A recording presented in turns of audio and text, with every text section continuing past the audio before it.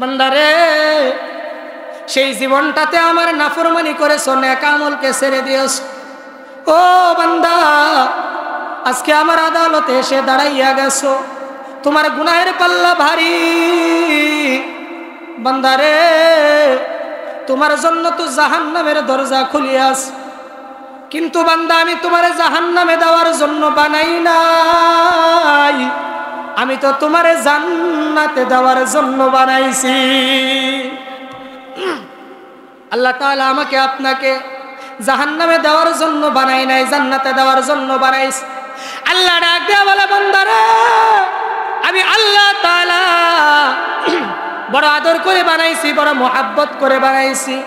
ও বান্দা, আমি তোমার চেহারাখানা নিজের হাত দ্বারা বানাইছি। বান্দারে, আজকে তুমি জাহান্নামী হয়ে গেছো, আমি তোমাকে জাহান্নামে দেওয়ার জন্য বানাই নাই। ও বান্দা, দুনিয়াতে যখন নাফরমানি করেছো, আমি আল্লাহ তাআলা চাইলে সঙ্গে সঙ্গে তোমাকে ধ্বংস করতে পারতাম, কিন্তু করি নাই। কত মায়া! আমি আল্লাহ তাআলা চাইলে লূত জাতির মতো তাদের দুনিয়াটাকে উল্টায় দিতে পারতাম, কিন্তু দেই নাই। কত দয়া! আমি আল্লাহ তাআলা চাইলে নূহ আলাইহিস সালাতু ওয়াস সালামের মতো জলোচ্ছ্বাসে তাদেরকে পাকড়াও করতে পারতাম, কিন্তু করি নাই। কত মায়া! আল্লাহ কোরআনুল কারীমের মধ্যে বলেন, ওয়ামা খালাকাতুল জিন্না ওয়াল ইনসা ইল্লা লিয়াবুদুন। এই আয়াতে কারিমার মধ্যে আল্লাহ তাআলা বলতেছেন, ওয়ামা খালাকাতুল জিন্না, মানব জাতি, জিন জাতি, ওয়ামা খালাকাতুল জিন্না ওয়াল ইনসা, জিন জাতি এবং মানব জাতি আমি সৃষ্টি করি নাই, ইল্লা লিয়াবুদুন, তবে কেবল করেছি আমার ইবাদত করার জন্য। তাহলে বোঝা গেল আল্লাহ পাক রব্বুল আলামিন দুনিয়াতে মানব জাতি এবং জিন জাতি সৃষ্টি করেছেন কার জন্য? কার জন্য? আল্লাহ তাআলার ইবাদত করার জন্য। আর আল্লাহ তাআলা বলেন, বান্দা, এই মানব জাতি ব্যতীত দুনিয়াতে যা কিছু দেখতেছো, সমস্ত কিছু সৃষ্টি করেছি আমি আল্লাহ তাআলা তোমার খেদমতের জন্য। বলি সুবহানাল্লাহ। মানব জাতি ব্যতীত আল্লাহ তাআলা দুনিয়াতে যা দেখতেছেন, এই সমস্ত কিছু সৃষ্টি করছেন কার জন্য? খেদমতের জন্য, আমার আপনার খেদমতের জন্য। আল্লাহ তাআলা কোরআনুল কারীমের মধ্যে বলেন, আলাম তারাউ আন্নাল্লাহা সাখখারা লাকুম মা ফিস সামাওয়াতি ওয়া মা ফিল আরদ ওয়া আসবাগা আলাইকুম নি'আমাহু যাহিরাতাও ওয়া বাতিনাহ। আল্লাহ তাআলা বলেন, আলাম তারাউ, এ দুনিয়ার মানুষ, তোমরা কি দেখো না? আন্নাল্লাহা সাখখারা লাকুম, আমি আল্লাহ তাআলা তোমাদের জন্য বশীভূত করে দিয়েছি, আমি আল্লাহ তাআলা তোমাদের খেদমতে নিয়োজিত করে দিয়েছি, আমি আল্লাহ তাআলা তোমাদের অনুগত করে দিয়েছি। মা ফিস সামাওয়াতি ওয়া মা ফিল আরদ, আসমান জমিনের মধ্যবর্তী যা কিছু আছে। সুবহানাল্লাহ কবেন না? আল্লাহ তাআলা বলেন, বান্দা, তোমরা কি দেখো না এই যে দুনিয়ার মধ্যে যা কিছু দেখতেছো, আসমানের মধ্যে যা কিছু দেখতেছো, এই সমস্ত কিছু আমি আল্লাহ তাআলা তোমাদের খেদমতে নিয়োজিত করে দিয়েছি। বলি সুবহানাল্লাহ।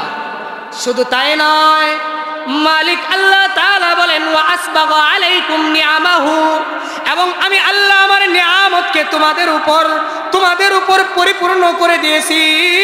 যাহিরাতাও ওয়া বাতিনা, আমার নিয়ামতকে প্রকাশ্য এবং অপ্রকাশ্য, জাহিরি বাতিনি ভাবে আমি আল্লাহ আমার নিয়ামতকে তোমাদের উপরে পরিপূর্ণ করে দিয়েছি। আল্লাহ বলেন, বান্দা, আমার সকল নিয়ামতকে তোমাদের উপর পরিপূর্ণ করিয়া দেওয়া হয়েছে। বলি সুবহানাল্লাহ। এটা কি আমার কথা? বলেন, এটা আমার কথা? কে বলছেন? কে বলছেন? আল্লাহ তাআলা বলছেন। কোথায় বলছেন? কোরআন তো নাই এই জায়গায়। আসলে মাহফিলে, তাফসিরুল কোরআন মাহফিলে একটা কোরআন থাকা আবশ্যকীয়। তো যাই হোক, আল্লাহ পাক রব্বুল আলামিন এই কালামটা কোথায় বলছেন? মহাগ্রন্থ আল কোরআনে বলছেন। এই কোরআনটা কি ছোটখাটো কিতাব? কথা বলেন, এই কোরআন ছোটখাটো কিতাব? আচ্ছা, তার আগে আপনাদের কাছে একটা কথা, সেটা হলো, এই যে কোরআন, এই কোরআনটা কি হিন্দু, বৌদ্ধ, ইহুদি, নাসারাদের ধর্মগ্রন্থ না আমরা মুসলমান আমাদের ধর্মগ্রন্থ? এবারে কথা হলো, বাংলাদেশ কি মুসলিম ক্রান্তি না হিন্দু ক্রান্তি? আচ্ছা, বাংলাদেশের আইন কি মুসলমানদের কথাই চলবে না হিন্দুত্ববাদদের কথাই চলবে? যদি মুসলমানদের কথাই চলে, মুসলমানদের রবকে, মুসলমানদের জন্য মুসলমানের রব যে জীবন বিধান দিয়েছেন তার নাম কি? এবার বাংলাদেশের সংবিধানে কি কোরআন অনুযায়ী কথা চলে না কোরআনের বিপরীত চলে? আফসোস, মুসলমানদের দেশ, মুসলমান আমরা দেশ চালাই, আমাদের কোরআন কিন্তু আমাদের সংবিধানে চলে না। তবে তার চাইতে আফসোস লাগে কি জানেন? এই হক কথাগুলা বলতে গেলে, এই হক কথাগুলো যদি মানুষের সামনে বলা হয় তাহলে এক শ্রেণীর লোক আছে যারা সহ্য করতে পারে না। কথা বলে ঠিক কিনা বেঠি?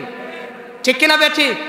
আল হাক্কু মুররুন, হক কথাটিতে আপনি সহ্য করলেও আমাকে বলতে হবে, সহ্য না করতে পারলেও আমাকে বলতে হবে। মালিক আল্লাহ তাআলার বাণী আমাকে বলা এটা আমার দায়িত্ব, কর্তব্য। কিন্তু আমরা মনে করি যদি কোরআন অনুযায়ী আইন চালানো হয়, কোরআন অনুযায়ী দেশ চালানো হয়, তাহলে দেশের মানুষ শান্তিতে থাকতে পারবে না। এটা মনে করি কি করি না? বিশেষ করে বর্তমান জামানার মা বোনেরা, আপনাদের সম্পর্কেও আমার বড় আলোচনা করতে ইচ্ছা হয়, কিন্তু সময় সংক্ষিপ্ত, এ কারণে আলোচনা করতে পারতেছি না। তবু একটু করার চেষ্টা করব।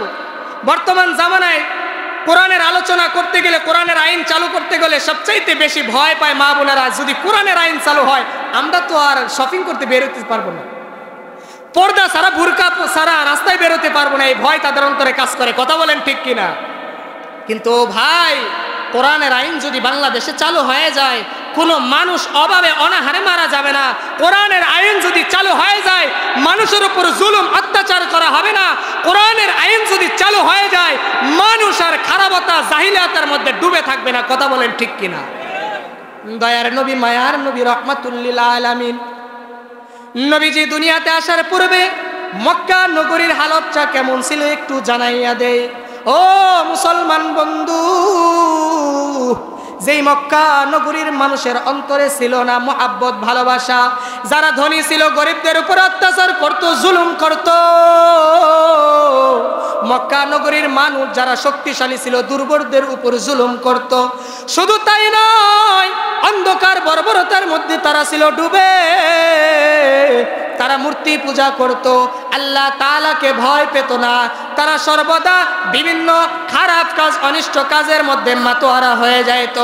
মালিক আল্লাহ তাআলা ইচ্ছা করলেন, আল্লাহ পাক রব্বুল আলামিনের ইচ্ছা অনুযায়ী সেই মক্কা নগরীতে আমার আপনার দয়ার নবী, মায়ার নবী, রহমাতুল লিল আলামিনের আগমন ঘটলেন।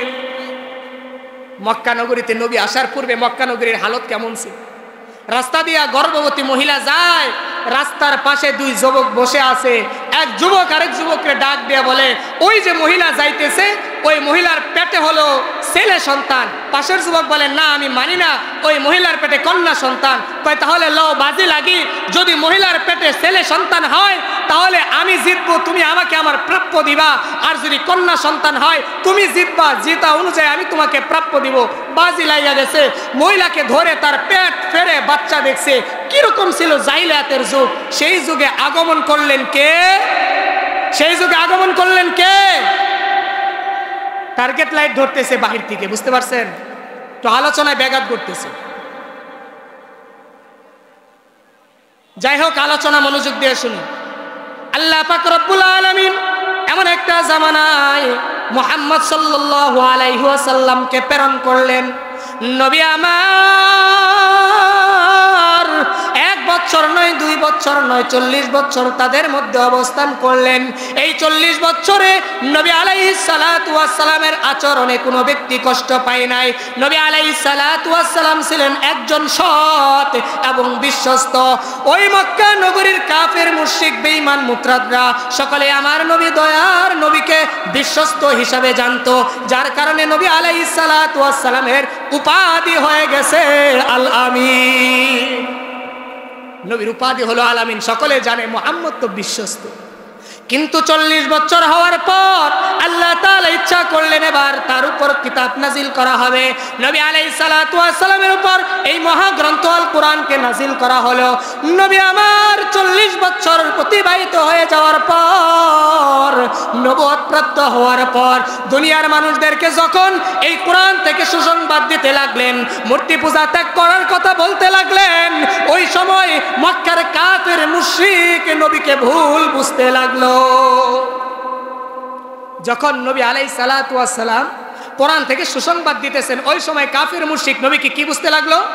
ভুল বুঝতে লাগলো। কিন্তু এই ভুলের বেশি দূর নয়। দিনের পরিবর্তনে, রাতের পরিবর্তনে আল্লাহ তাআলার ইচ্ছা দুনিয়ার মধ্যে কোরআনের আইন চালু হয়ে গেল।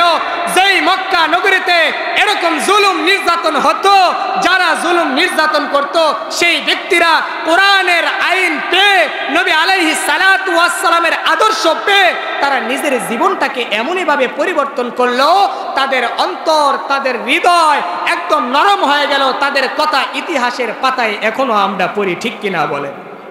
শুধু তাই নয়, দুনিয়াতে থাকা অবস্থায় তারা জান্নাতের সার্টিফিকেট পাইছে। কিসের মাধ্যমে?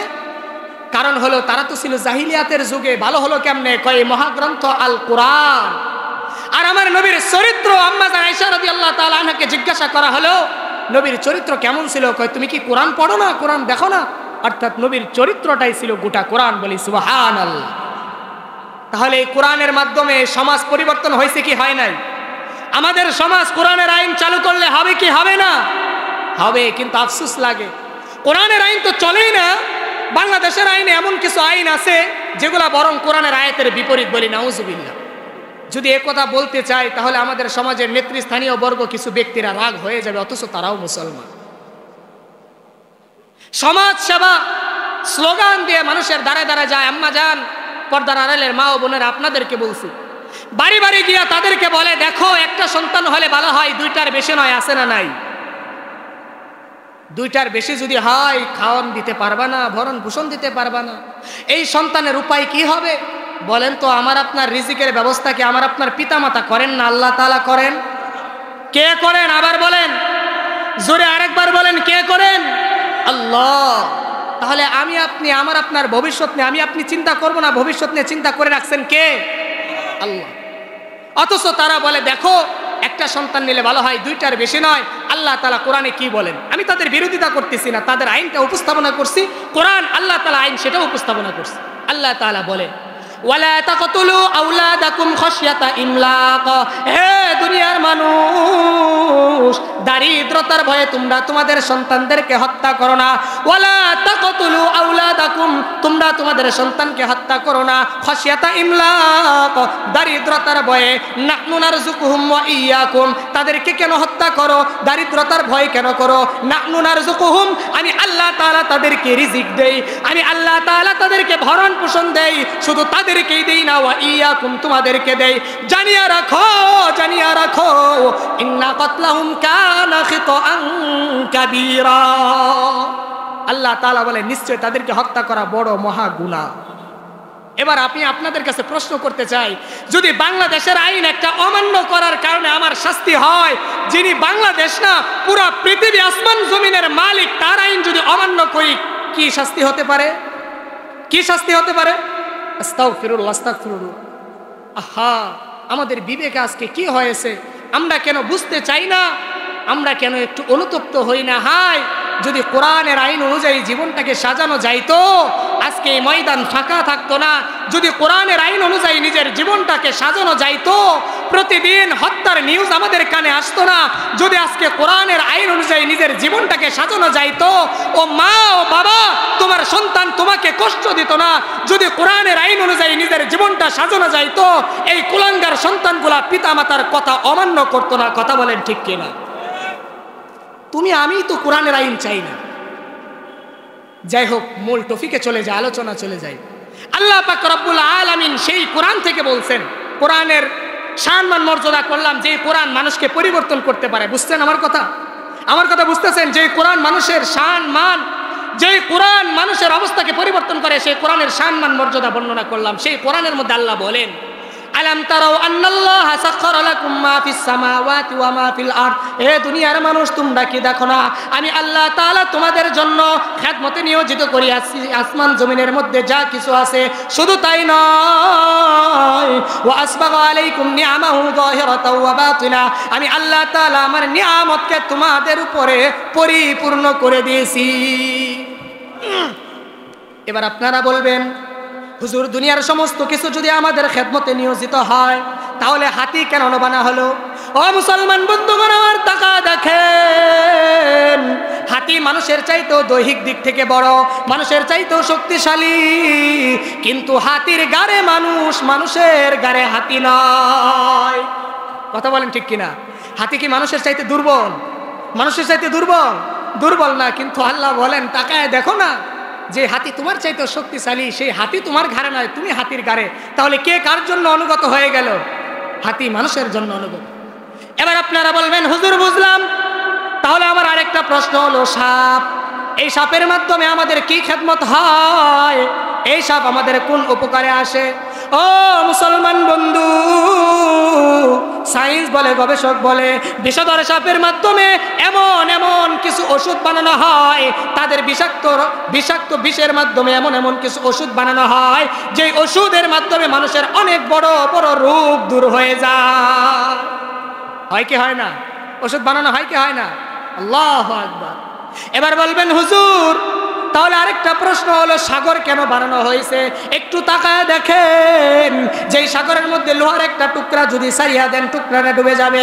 আবার আল্লাহ ডাক দেয়া বলো, দুনিয়ার মানুষ তাকায় দেখো গো, এই সাগরের মধ্যে আমি আল্লাহ তাআলা আমার দেওয়া মেধা খাটাইয়া তুমি একটা জাহাজ বানাইছো, এই জাহাজ দিয়ে সাগরে এই প্রান্ত থেকে ওই পর্যন্ত ঘুরে বেড়াও, কিন্তু আমি আল্লাহ আমার অনুমতি ছাড়া জাহাজখানা সাগরের নিচে ডুবে যায় না। যায় যায়, অথচ লোহার একটা টুকরা সাগরে ছাইরা দিলে ডুববে কি ডুববে না? ডুববে কি ডুববে না? আবার এমন কিছু গাছ আছে আমরা ফল ফলান্তি খাই, এমন কিছু গাছ আছে আমরা প্রয়োজনীয় সামগ্রী বানাই, এমন কিছু গাছ আছে ফল ফলাদিও দেয় না, প্রয়োজনীয় সামগ্রীও বানানো যায় না, কিন্তু যারা বিশেষজ্ঞ তারা এই গাছের মাধ্যমে ওষুধ তৈরি করে, ঠিক কিনা বলেন? শুধু তাই নয়, সবচাইতে বড় উপকার হলো এই গাছের মাধ্যমে আমরা অক্সিজেন পাই। গাছ আমাদেরকে অক্সিজেন দেয় কি দেয় না? কথা বলেন, দেয় কি দেয় না? আল্লাহ তাআলা ডাক দেয়া বলে, বান্দারে আমি আল্লাহ তাআলা তোমাকে ইবাদত করার জন্য বানাইছি, আমি আল্লাহ তাআলা আমার ইবাদত করার জন্য আর দুনিয়ার সমস্ত কিছু বানাইছি তোমার খেদমতের জন্য। ও বান্দা তাকায় দেখো মাটির দিকে, যেই মাটির মধ্যে একটা লোহার টুকরা রাখিয়া দিলে মাটি সেই লোহার টুকরাকে ফিনিশ করে দেয়। মানুষ যখন মরে যায়, দুনিয়া থেকে চিরবিদায় হয়ে যায়, এই মানুষটাকে আর দুনিয়াতে রাখা হয় না, মাটির নিচে দাফন করা হয়, ঠিক কিনা বলেন? কিন্তু ধীরে ধীরে মানুষের রক্ত, মানুষের গোশত, মানুষের হাড্ডি এই মাটি একদম ধ্বংস করে দেয়। আল্লাহ বলেন, যেই মাটির ক্ষমতা আছে লোহার টুকরাকে ধ্বংস করার মতো, যেই মাটির ক্ষমতা আছে মানুষের শক্ত হাড়কে ধ্বংস করার মতো, এই মাটির এই ক্ষমতাও আছে, তুমি যে বীজটা মাটিতে বপন করো এই বীজটাও মাটি ধ্বংস করতে পারে। পারে কি পারে না? আমি আপনি যে বীজটা এই মাটিতে বপন করি, এই বীজটা মাটি চাইলে ধ্বংস করতে পারে কি পারে না? কিন্তু আল্লাহ তাআলা বলেন, না, আমি মাটিকে আদেশ করি নাই, আমি বলেছি ও মাটি থেমে যাও, না না, এই বীজটাকে ধ্বংস করলে চলবে না। আমার বান্দা বড় আশা লইয়া বীজটাকে বপন করেছে রে, এই বীজ থেকে একটা গাছ অঙ্কুরিত হবে, এই গাছের মধ্যে ফসল আসবে, এই ফসল মানুষ ভোগ করবে এবং ভোগ করে সুস্থ সবল দেহ লইয়া আমার ইবাদত করবে। কিন্তু সুস্থ সবল দেহ লইয়া কি আল্লাহর ইবাদত করি না নাফরমানি হয়? কথা বলেন, ইবাদত হয় না নাফরমানি হয়? কই কেউ ভাই নামাজে যাও না কেন? কই সবে তো জীবনটা শুরু, দাড়িগুলা পাকালো, তারপরে মসজিদে যাই রে। মসজিদ তো দাদা নানাদের জন্য, আমাদের জন্য না। কথা বলেন ঠিক কিনা? এরকম বলে কি বলে না? মন মানসিকতা আছে কি আছে না? ও যুবক, তোমার এই সময়টা যেমন গুরুত্বপূর্ণ সকলেই চায়, শয়তানও চায় তোমার এই সময়টাকে নষ্ট করার জন্য। আমার আল্লাহ বলেন, তোমার এই যৌবনের যে সময়টা সবার কাছে প্রিয়, আমি আল্লাহ আমার কাছেও প্রিয়, আমি আল্লাহ তোমার হিসাব নিকাশ নিব তোমার এই যৌবনকালেরই। বলি সুবহানাল্লাহ। আমার কথা বুঝতেছেন না? ঘুমাইতেছেন আপনারা? আল্লাহু আকবার, আল্লাহু আকবার। যৌবনকালে ইবাদত করলে আল্লাহ তাআলার কাছে অধিক প্রিয়, আল্লাহর কাছে গ্রহণযোগ্য। কিন্তু বর্তমানে যুবকরা কি যৌবনকালে ইবাদত করে? কথা বলেন, ইবাদত করে? আহা, বড় আফসোস লাগে, বড় আফসোস লাগে। এই যে শীতের সময় চলে আসছে, দেখবেন যুবকরা গান বাজনা কেমন করে বাজায়। কিন্তু একটা সময় ছিল যুবক গান বাজনা বাজাইতো না, রাতের অন্ধকারে আল্লাহকে ডাকতো। কথা বলেন ঠিক কিনা? একটা সময় ছিল সাহাবায়ে কেরাম তারা নবীর আদর্শে আদর্শবান হয়েছে, তারা নবীর আদর্শে আদর্শবান হয়েছে। নবী আলাইহিস সালাতু ওয়াস সালামের জন্য জান দিয়েছেন, বাড়িঘর ছাড়ছে। সে আলোচনা একটু পরে আমি আপনাদের কাছে বলবো। তার আগে আসুন, এই যুবকরা যখন এই সময় আল্লাহ তাআলার ইবাদত বন্দেগী ছেড়ে নাফরমানিতে লিপ্ত, আল্লাহ বলেন, বান্দা ভুলিয়া যাও না, তুমি একদিন আমার সামনে এসে দাঁড়াইবা। দাঁড়াতে হবে কি হবে না? কথা বলেন, দাঁড়াতে হবে কি হবে না? ও বান্দা ভুলিয়া যাও না, আমি আল্লাহ তাআলা একদিন আমার সম্মুখে এসে দাঁড়াইতে হবে। আল্লাহ তাআলা ডাক দিয়ে বলবেন, ওই দিন বান্দারে, আমি তোমাকে দুনিয়াতে পাঠাইছিলাম, সুন্দর একটা জীবন উপহার দিয়েছিলাম। দিছেন কি দেন নাই? দিছেন কি দেন নাই? বান্দারে, সেই জীবনটাতে আমার নাফরমানি করেছো, নেক আমলকে ছেড়ে দিয়েছো। ও বান্দা, আজকে আমার আদালতে এসে দাঁড়াইয়া গেছো, তোমার গুনাহের পাল্লা ভারী। বান্দারে, তোমার জন্য তো জাহান্নামের দরজা খুলিয়াস, কিন্তু বান্দা আমি তোমার জাহান্নামে দেওয়ার জন্য বানাই নাই, আমি তো তোমার জান্নাতে দেওয়ার জন্য বানাইছি। আল্লাহ তাআলা আমাকে আপনাকে জাহান্নামে দেওয়ার জন্য বানাই নাই, জান্নাতে দেওয়ার জন্য বানাইছি। আল্লাহ ডাক দিয়া বলে, বান্দারে, আমি আল্লাহ তাআলা বড় আদর করে বানাইছি, বড় মোহাব্বত করে বানাইছি। ও বান্দা, আমি তোমার চেহারাখানা নিজের হাত দ্বারা বানাইছি। বান্দারে, আজকে তুমি জাহান্নামী হয়ে গেছো, আমি তোমাকে জাহান্নামে দেওয়ার জন্য বানাই নাই। ও বান্দা, দুনিয়াতে যখন নাফরমানি করেছো, আমি আল্লাহ তাআলা চাইলে সঙ্গে সঙ্গে তোমাকে ধ্বংস করতে পারতাম, কিন্তু করি নাই। কত মায়া! আমি আল্লাহ তাআলা চাইলে লূত জাতির মতো তাদের দুনিয়াটাকে উল্টায় দিতে পারতাম, কিন্তু দেই নাই। কত দয়া! আমি আল্লাহ তাআলা চাইলে নূহ আলাইহিস সালাতু ওয়াস সালামের মতো জলোচ্ছ্বাসে তাদেরকে পাকড়াও করতে পারতাম, কিন্তু করি নাই। কত মায়া! বান্দারে, আমি আল্লাহ তাআলা চাইলে সালেহ আলাইহিস সালাতু ওয়াস সালামের জাতির মতো তোমাদেরকে বজ্রে পাকড়াও করতে পারতাম, কিন্তু করি নাই। কত দয়া! ও বান্দা, আমি আল্লাহ তাআলা চাইলে ফেরাউনের মতো তোদেরকে সাগরে ডুবায় দিতে পারতাম, কিন্তু দেই নাই। কত দয়া! আল্লাহ তাআলা ডাক দিয়ে বলে, বান্দা, আমি আল্লাহ তাআলা চাইলে গুনাহ করার সঙ্গে সঙ্গে কারুনের মতো মাটির নিচে ডাবায়া দিতে পারতাম, কিন্তু দেই নাই, কারণ আমি আল্লাহ তাআলা বড্ড ভালোবাসি। চিল্লায় বলেন না সুবহানাল্লাহ। আমাকে আপনাকে আল্লাহ ভালোবাসেন। ও মুসলমান, সেই ভালোবাসা বুঝেছেন কারা? তাই নবীর সাহাবাই কারামরা, নবীর সাহাবাই কারামরা নবীর আদর্শে আদর্শবান হয়েছে, তার ফলে তাদের পরিবর্তনটা একটু শুনে নেন। আমার সময় সংক্ষিপ্ত, এখনই আলোচনা শেষ করে দেবো। ছোট্ট একটা ঘটনা শোনাই বন্ধুগণ। আবার নবী আলাইহিস সালাতু ওয়াস সালামের সাহাবী, নাম তার আব্দুল্লাহ। নবী আলাইহিস সালাতু ওয়াস সালাম কামরা থেকে বাইরে হয়ে তাকায় দেখেন কামরার পাশে কে যেন দাঁড়ায় আছে। নবী ডাক দিয়ে বলে, আমার কামরার পাশে কে গো? ও যুবক, তোমার নাম কি? আব্দুল্লাহ ডাক দিয়ে বলে, ইয়া রাসূলুল্লাহ, ইয়া হাবিবাল্লাহ, আমি হলাম আপনার আব্দুল্লাহ। কিছুদিন পূর্বে আপনার হাতে কালেমা পড়ে মুসলমান হয়েছি, আপনি আমাকে মুসলমান বানাইয়া দিয়েছেন। মুসলমান হওয়ার পর আমার নামটাকে পরিবর্তন করে আপনি রেখে দিয়েছেন আব্দুল্লাহ। ওগো নবী, আমার নাম ছিল আব্দুল উজ্জা, আমার নামটাকে আপনি পরিবর্তন করে রেখে দিয়েছেন আব্দুল্লাহ। বলি সুবহানাল্লাহ। আল্লাহর নবী ডাক দিয়ে বলে, যুবক রে, আমার আব্দুল্লাহর এই হালত কেন? আমার আব্দুল্লাহর এই অবস্থা কেন? আমি তো জানি আমার আব্দুল্লাহর বাপ চাচা অনেক ধনী। ও যুবক, আমি তো জানি আমার আব্দুল্লাহর বাপ চাচা অনেক ধনী। আমার আব্দুল্লাহ সকালে যেই পোশাক পরিধান করে, বিকালে অন্য পোশাক পরিধান করে। আজকে তাকায় দেখি আমার আব্দুল্লাহর পরনে কোনো কাপড় নাই, একটা মাত্র কাপড়ের টুকরা দিয়া লজ্জাস্থানটা ঢাকিয়ে রাখছে। আব্দুল্লাহ থরথর করে কাঁপতেছে। আজকে আমার আব্দুল্লাহর এই হালত কেন? আব্দুল্লাহ ডাক দিয়ে বলে, ইয়া রাসূলুল্লাহ, ইয়া হাবিবাল্লাহ, আপনার হাতে কালেমা পড়ে মুসলমান হয়ে যখন আমি বাড়িতে যাই, আমার চাচা আমাকে ডাক দিয়ে বলে, আব্দুল উজ্জা রে, তুই বুঝি মুহাম্মদের ধর্ম গ্রহণ করেছিস? আমি বলেছি জি চাচা, হ্যাঁ আমি ইসলাম ধর্ম গ্রহণ করেছি, মূর্তি পূজা ছেড়ে দিয়েছি, আমি ইসলাম ধর্মে চলে আসছি, এক আল্লাহ তাআলার ইবাদত করি। আমার চাচা আমাকে বেদম মারধর করেছে, আমার চাচা আমাকে বলেছে যদি মুহাম্মদের ধর্ম না ছাড়িস তাহলে এই বাড়ি থেকে চিরতরে বিদায় নিয়ে চলে যাইতে হবে। আমার চাচা আমাকে বলে দিয়েছে যদি মুহাম্মদের ধর্ম ত্যাগ করিস তাহলে এই বাড়িতে থাকতে পারবি। আমি যেই মাত্র বাড়ি থেকে চলে যাই আমার চাচা আমাকে ডাক দিয়ে বলে, আব্দুল উজ্জার রে, তোর পরনে যে কাপড়গুলা সেগুলো আমাদের বাড়িতে কাপড়গুলা খুলে রাখা যা। আব্দুল্লাহ ডাক দিয়ে বলে, ও চাচা আমি দিনের জন্য জীবন দিতে পারি, আমি দিনের জন্য মৃত্যুবরণ করতে পারি, দিনের জন্য পিতামাতা হারাতে পারি, দিনের জন্য মাতৃভূমি ত্যাগ করতে পারি, দিনের জন্য ইজ্জত হারা হইয়া দুনিয়া থেকে বিদায় নিতে পারি, কিন্তু এক মুহূর্তের জন্য ইসলাম ধর্ম ছাড়তে পারবো না। আব্দুল্লাহ বলে, ও আল্লাহর নবী, মনে বড় ব্যথা লইয়া মনে বড় কষ্ট লইয়া বাড়ি ঘর ছাড়লাম, ও গো আল্লাহর হাবিব, আমরা আপনার কামরার পাশে এসে দাঁড়ায় আছি শুধুমাত্র আপনার এক নজর চেহারা দেখার জন্য। আমার মনে অনেক ব্যথা অনেক কষ্ট, আমি যদি আপনার চেহারা মুবারক খানা এক নজরে দেখতে পারি, ওগো আল্লাহর নবী, আমার অন্তরের যত দুঃখ যত কষ্ট যত বেদনা রয়েছে সকল দুঃখ কষ্ট এক মুহূর্তে মোচন হয়ে যাবে। নবীর জন্য তারা কত কষ্ট করেছেন, নবীর জন্য তারা কত কষ্ট করেছেন, কত মেহনত করেছেন, বাড়ি ঘরের মায়া ত্যাগ করেছেন। তো আমরা কি করলাম? আমরাও তো সেই নবীর উম্মত, আমরাও তো সেই নবীর উম্মত।